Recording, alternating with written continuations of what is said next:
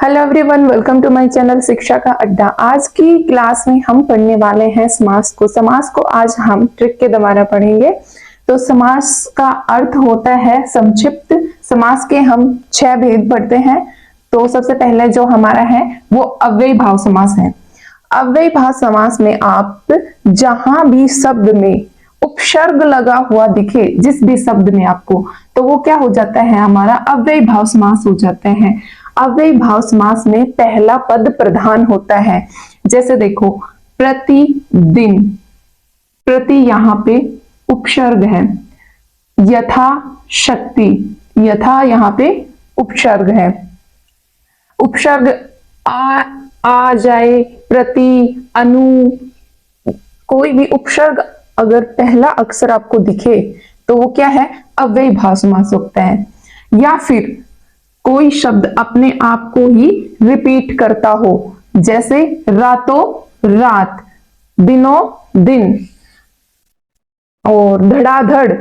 जैसे कोई भी शब्द अपने आप को रिपीट कर रहा हो और या किसी शब्द में पहला पद जो है वो प्रधान हो, जिसमें उपसर्ग लगा हो, ये देखना है आपको। तो वो किस में आ जाता है, हमारा अव्ययी भाव समास में पढ़ते हैं। अब बात करते हैं हम तत्पुरुष समास। तत्पुरुष समास में दूसरा पद प्रधान होता है।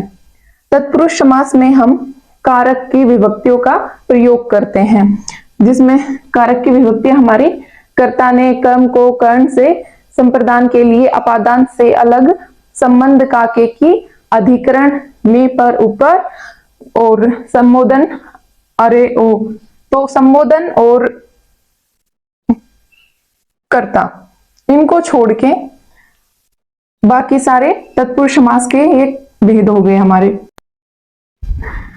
जैसे राजपुत्र, राजा का पुत्र, का कारक की विभक्ति है ये।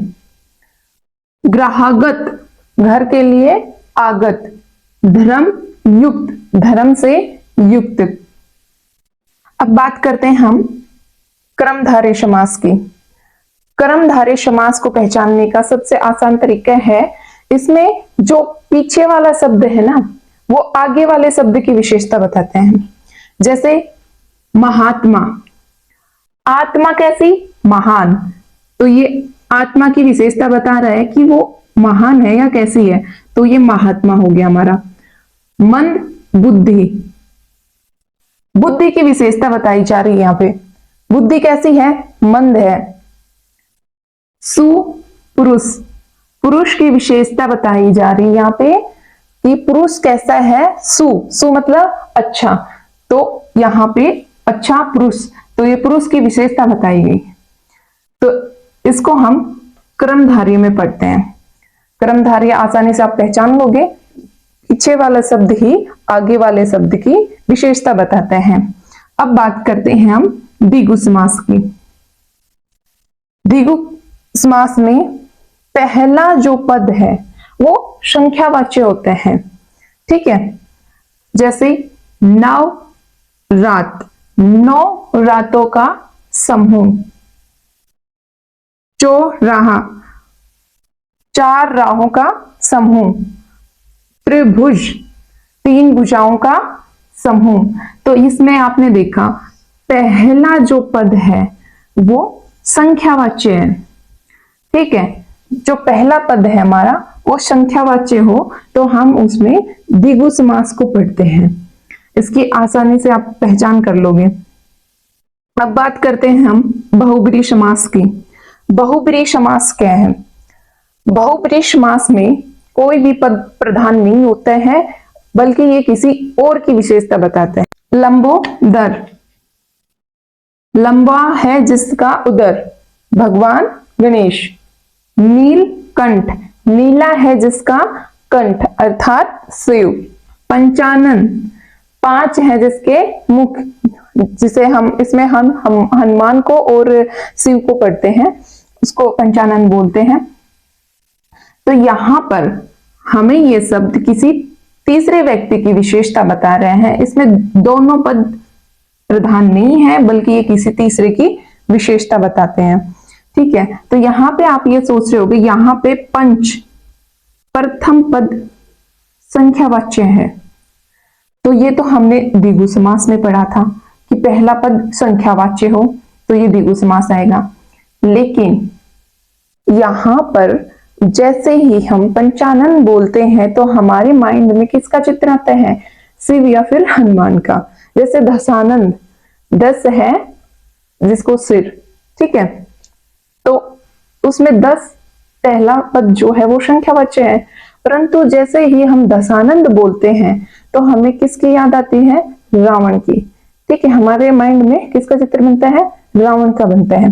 तो ये जो शब्द है वो किसी और की विशेषता बता रहा है। जो शब्द किसी और की विशेषता बताता हो वो बहुब्रीहि समास में आएगा। ठीक है, यहाँ पे त्रिभुज था, ये केवल त्रिभुज के ही बारे में बता रहा है, इसलिए द्विगु समास है। द्वंद्व समास पढ़ते हैं। द्वंद्व समास में क्या होता है?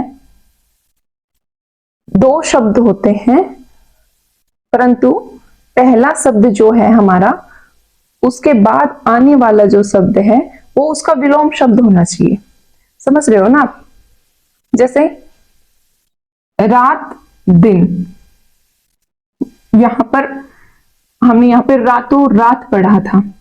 ठीक है, तो ये तो अव्यय भाव, यही सब रिपीट हो रहा है। यहां पे ये शब्द रिपीट ना होकर इसका विलोम, उसका उल्टा शब्द यहां पर लिखा हुआ है। तो ये शब्द ऐसे, यहां पर जिन शब्दों के बीच में और या अथवा आए तो वो द्वंद्व समास में हम पढ़ते हैं। रात और दिन, पाप और पुण्य, सुरासुर। यहां पर देखो, यहां पर तो आप बोलोगे कि मैम सेम लग रहा है, ये तो सेम नहीं है, ये सुर और असुर। हमें द्वंद्व समास में काफी बार कंफ्यूज हो जाते हैं हम। कुछ लोग ये मान लेते हैं बीच में जो योजक चिन्ह जो लगा होता है वो द्वंद्व समास होते हैं, बट ऐसा नहीं होते हैं। इसका उल्टा होना चाहिए, पहले वाले शब्द का यहाँ पे उल्टा होना चाहिए। जैसे मान लो घर, घर, और दूसरा है हमारा घर द्वार। यहां पर आप बताइए, घर घर में और घर और द्वार में आपको कौन सा समास नजर आ रहा है? यहां पर दोनों में ही योजक चिन्ह का प्रयोग किया है मैंने। तो यहां पर देखो, घर घर अपने आप को ही रिपीट कर रहा है ये। ठीक है, तो हमने क्या पढ़ा था? जो अपने आप को ही शब्द रिपीट करे तो वो क्या है? अव्ययी भाव समास। मतलब हर घर की बात हो रही है, प्रत्येक घर की बात हो रही है यहाँ पे। यहाँ घर और द्वार, और यहाँ पे हमने क्या पढ़ा इसको पढ़ते वक्त? और, घर और द्वार। तो यहां पर क्या आएगा? द्वंद्व समास आएगा। आई होप अच्छे से आपको समास का टॉपिक क्लियर हो गया होगा। आज की वीडियो हम यही समाप्त करते हैं।